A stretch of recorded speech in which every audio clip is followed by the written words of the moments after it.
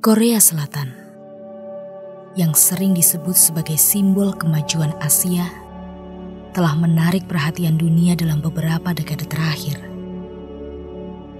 Dari jalanan neon di distrik Gangnam yang gemerlap, hingga industri hiburan yang mendunia seperti K-pop dan K-drama, Korea Selatan menjadi contoh nyata bagaimana sebuah negara dapat bangkit dari kehancuran perang dan menjelma menjadi salah satu kekuatan ekonomi terbesar di dunia.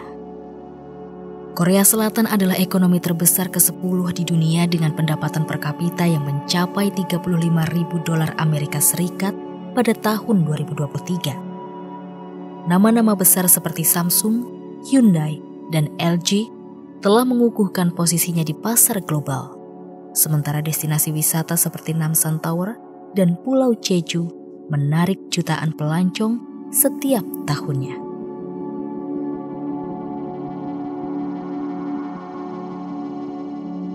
Namun, di balik wajah modern dan penuh cahaya yang ditampilkan ke permukaan, terdapat sisi gelap yang jarang disorot oleh dunia.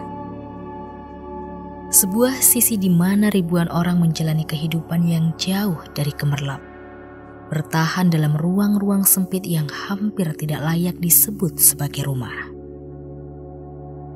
Sisi ini bernama Benjia, sebuah fenomena sosial yang seakan menjadi ironi terbesar Korea Selatan. Benjia adalah apartemen semi bawah tanah yang gelap, lembab, serta sunyi yang menjadi tempat tinggal bagi mereka yang terpinggirkan oleh kerasnya realitas kota besar.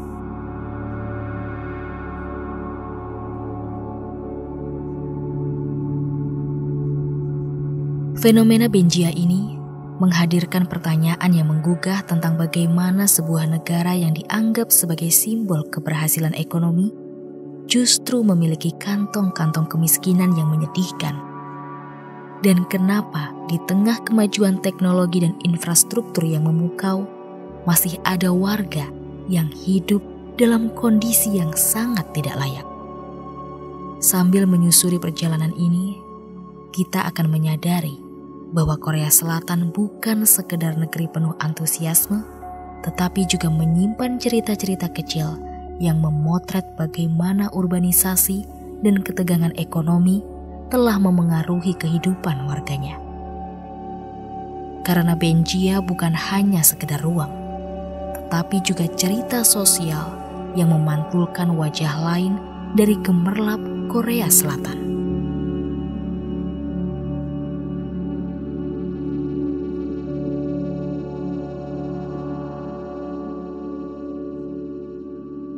Benjia tidaklah serta-merta muncul begitu saja. Sejarah kelam semenanjung Korea dan ketegangan antara Korea Selatan dan Korea Utara tahun 1968 menjadi salah satu momen yang mencatatkan peristiwa genting ketika pasukan komando Korea Utara menyelinap ke Seoul dengan misi membunuh Presiden Park Chung-hee. Meskipun rencana itu gagal, kejadian tersebut membuat pemerintah Korea Selatan memberlakukan serangkaian kebijakan pertahanan yang ketat. Di antaranya adalah regulasi bahwa semua apartemen bertingkat rendah wajib memiliki ruang bawah tanah yang dapat difungsikan sebagai bunker. Tujuannya jelas bahwa ruang ini akan menjadi tempat perlindungan bagi warga jika serangan dari Korea Utara benar-benar terjadi.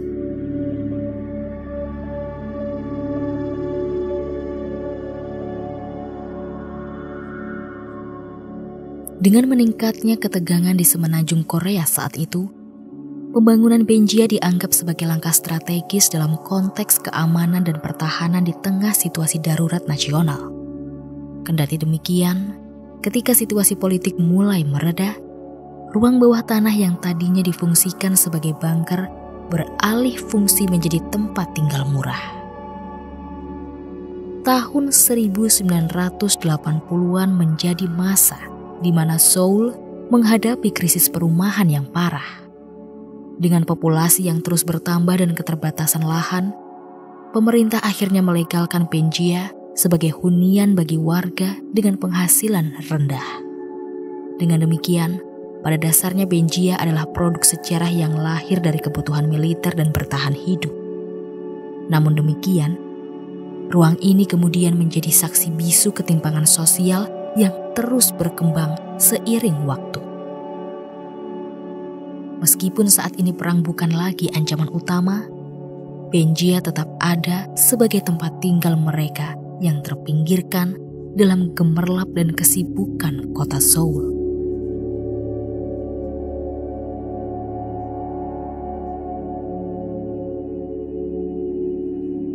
Jika pernah menonton film peraih penghargaan Oscar berjudul Parasite, kita akan mendapatkan gambaran sekilas tentang Benjia. Namun kenyataannya, Benjia jauh lebih suram dari itu. Apartemen semi bawah tanah ini seringkali hanya terdiri dari ruang kecil yang dipenuhi jamur dengan jendela kecil di atas dinding yang hanya cukup untuk memandangi kaki orang-orang yang lewat di trotoar. Bagi banyak penghuni Benjia, ruangan ini bukanlah pilihan, melainkan satu-satunya opsi yang terjangkau. Dengan harga sewa sekitar 540.000 won per bulan atau sekitar $453 Amerika Serikat, Benjia menawarkan penghematan yang signifikan bagi mereka yang memiliki penghasilan minim. Namun sayangnya, apa yang didapatkan dengan harga murah ini adalah serangkaian kompromi yang tidak sebanding. Saat tiba musim panas, kelembapan di Benjia meningkat dengan drastis. Jamur berkembang biak dengan subur, menyelimuti dinding dan langit-langit. Udara terasa pengap dan bau khas ruang bawah tanah menyeruak setiap saat. Sementara itu, musim hujan membawa tantangan lain, yaitu air yang seringkali menggenangi ruangan, membuat penghuni harus berjibaku dengan banjir kecil di tempat tinggal mereka.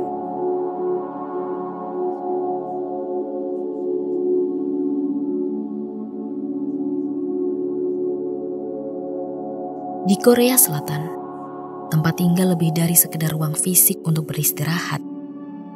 Sebab dalam budaya Korea Selatan, rumah atau tempat tinggal adalah simbol status sosial dan pencapaian dalam hidup. Dalam budaya yang sangat kompetitif seperti Korea Selatan, di mana keberhasilan seringkali diukur dari pekerjaan, pendidikan, dan aset material, tinggal di Benjia bukan hanya persoalan ekonomi, tetapi juga membawa stigma sosial yang mendalam. Ini berarti bahwa tinggal di Benjia bagi sebagian orang adalah pengakuan tersirat bahwa mereka telah gagal dalam mencapai standar hidup yang diidamkan. Sehingga tak jarang penghuni Benjia harus menghadapi pandangan rendah dari masyarakat, bahkan ketika mereka bekerja keras untuk bertahan hidup. Benjia seringkali diasosiasikan dengan kemiskinan dan kegagalan. Kontras tajam dengan citra kesuksesan yang digambarkan masyarakat kelas atas di apartemen mewah.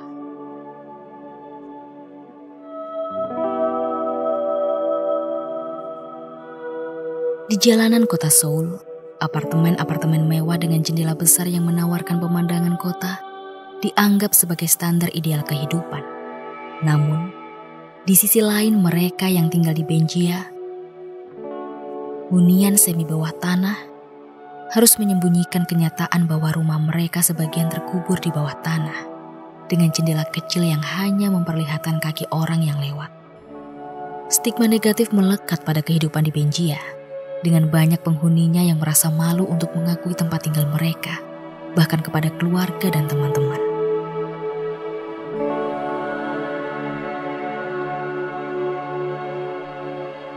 Media lokal dan budaya populer turut memperburuk stigma ini.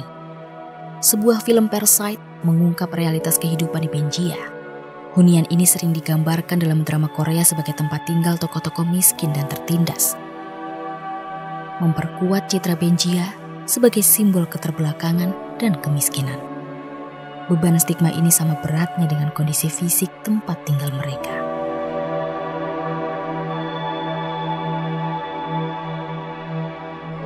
Meskipun demikian, di tengah kesulitan yang dihadapi, banyak penghuni Benjia yang menunjukkan ketangguhan luar biasa. Mereka bekerja keras, menabung, dan berjuang untuk keluar dari situasi ini. Bagi mereka, Benjia bukanlah akhir dari segalanya, melainkan batu loncatan untuk mencapai kehidupan yang lebih baik.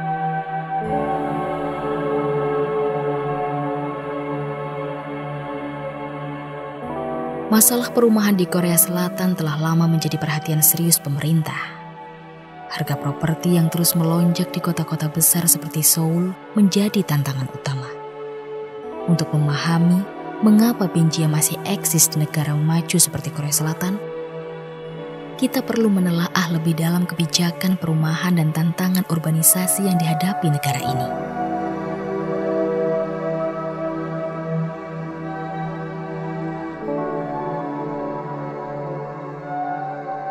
Seoul, sebuah ibu kota dan pusat ekonomi Korea Selatan, mengalami urbanisasi besar-besaran sejak tahun 1970-an. Migrasi dari pedesaan ke kota menyebabkan ledakan permintaan perumahan. Namun, dengan lahan yang terbatas, pembangunan hunian tidak mampu mengimbangi kebutuhan, mengakibatkan harga tanah dan properti melonjak drastis sehingga tidak terjangkau bagi banyak orang.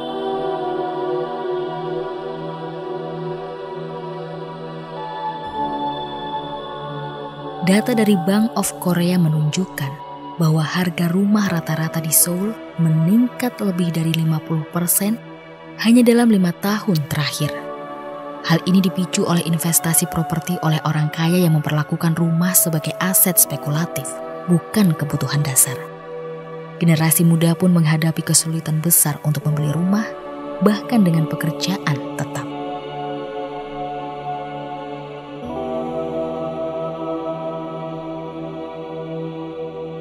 Pemerintah Korea Selatan telah meluncurkan berbagai program perumahan seperti program Happy House yang menawarkan hunian sewa jangka panjang dengan harga terjangkau, serta subsidi untuk pembelian rumah pertama bagi pasangan muda atau keluarga berpenghasilan rendah. Namun, efektivitas program-program ini seringkali dipertanyakan. Banyak pengamat menilai bahwa kebijakan ini belum cukup untuk mengatasi akar masalah, yaitu ketimpangan ekonomi dan spekulasi properti. Akibatnya, Benjia tetap menjadi solusi sementara bagi banyak orang yang tidak mampu menyewa apartemen biasa. Data sensus tahun 2020 mencatat, sekitar 327.000 keluarga di Korea Selatan tinggal di Benjia, dengan 96% atau sekitar 314.000 keluarga berada di Seoul dan sekitarnya. Jika diasumsikan satu keluarga terdiri dari rata-rata 2 hingga 3 orang, diperkirakan antara 654.000 hingga 981.000 orang tinggal di Benjia di seluruh Korea Selatan.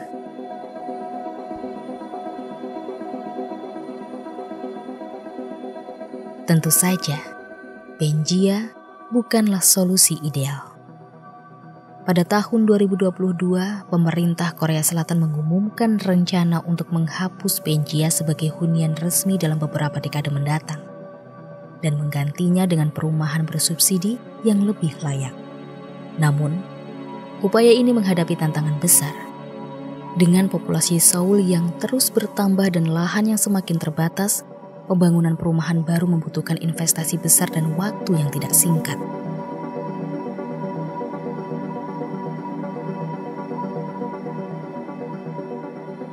Sementara itu, penghuni Benjia harus terus bertahan dalam kondisi yang serba sulit.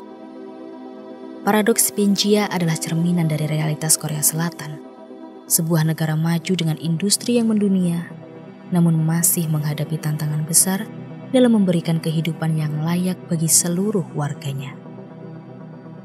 Benjia adalah simbol ketimpangan sosial yang semakin melebar di era modern.